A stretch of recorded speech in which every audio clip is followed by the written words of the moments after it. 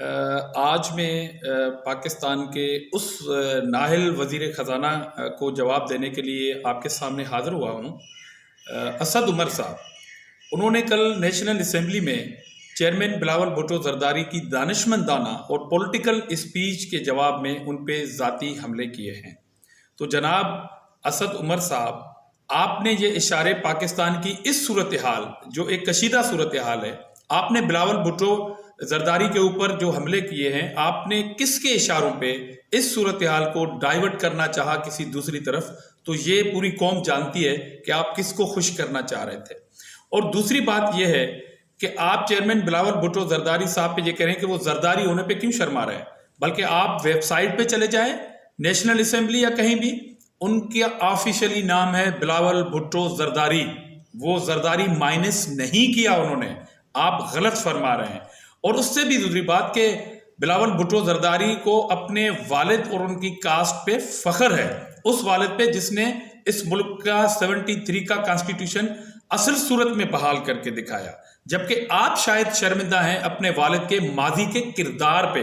बिलावल भुट्टो जरदारी साहब बिल्कुल शर्मिंदा नहीं है, बल्कि आसिफ अली जरदारी साहब ने की खिदमात जो है, यहाँ पर मुझे टाइम कम है, इस सूरत हाल में जो असल मुल्क का आइन बहाल कर दिया, वो उन पे फख्र है।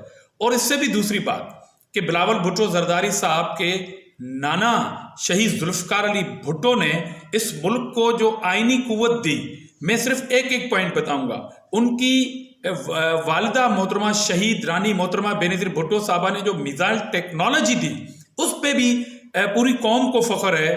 आपके अलावा, आपकी पार्टी के अलावा बाकी पूरी कौम को फख्र है कि आज अगर एटमी मुल्क नहीं होता, आज अगर मिसाइल टेक्नोलॉजी नहीं होती जो बिलावल भुट्टो साहब के नाना और वालदा की सूरत से थी। और दूसरी बात, बिलावल भुट्टो जरदारी उस दादा के पोते हैं जिसको 60s में बिदरिस कम्युनिटी का बड़ा नाम पहचाना जाता था।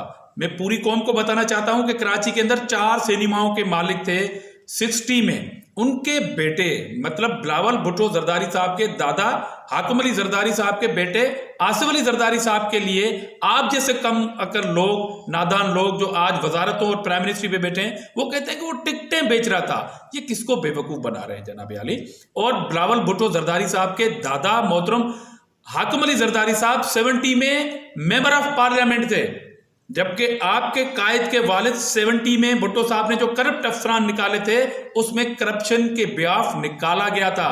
बिलावल भुट्टो जरदारी साहब शर्मिंदा नहीं है जरदारी कहलाने में। आपके प्राइम मिनिस्टर कह रहे हैं कि मुझे न्याजी ना कहा जाए, तो ये आप अपनी शर्मिंदगी बिलावल भुट्टो पे ना थोपे। आज के लिए इतना ही। अगर मैं आपको सिर्फ इतना पैगाम दे रहा हूं कि ना छेड़ मलंगानू, हमूद रहमान कमीशन पढ़े, आप अपने वालिद के किरदार पर शर्मिंदा होंगे, पूरी कौम शर्मिंदा है। अगर आप बाद नहीं आए तो अगली किस्त में तफसीली जवाब दूंगा।